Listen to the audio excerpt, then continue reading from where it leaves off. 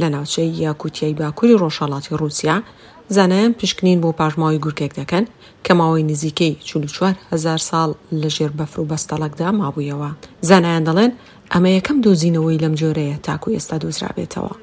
پاشماوەی ئەم گورگە لە ساڵی 2021 بەڕێکەوت لەلایەن خەڵکی ناوچەکە دۆزرایەوە بە شێوەیەکی دروست و ورد پشکنین بۆ پاشماوەکەی دەکرێت. ئەلبێرت پرۆتۆپۆڤ سەرۆکی بەشی توێژینەوەی گیان لە بەرەگەورەکان لە ئەکادمیای زانستی یاکۆتیا دەڵێت ئەمە یەکەم دۆزینەوەی ئاژەڵێکی کۆتاییەکانی سەردەمی پلێستۆسینە لە جیهاندا کە دوایین سەردەمی سەهۆڵبەندانە لەسەر زەوی. دەشڵێت تەمەنی نزیکەی 44,000 ساڵە و هیچ دۆزینەوەیەکی لەم شێوەیە تا ئێستا نەدۆزراوەتەوە. یاکوتیا دەکەوێتە نێوان زەریای جەمسەری باکوور و دووری ڕۆژهەڵاتی جەمسەری باکووری رووسیا، ناوچەیەکی فراوانی پڕ لە چاڵ و دۆڵ و دارستانە کە نزیکەی لە 95 بەستەڵەکە. پلەی گەرمی لە زستاناندا لەم ناوچەیە بۆ 64 پلەی ژێر سفر دادەبەزێت.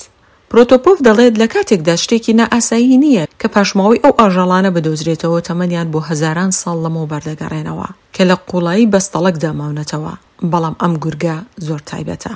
ئاماژەی بەوەش کرد ئەم گورگە لە ڕاوکردندا زۆر چالاک بووە و یەکێکە لە گورگە گەورەکان کەمێک بچکتر بووە لە شێر و ورج.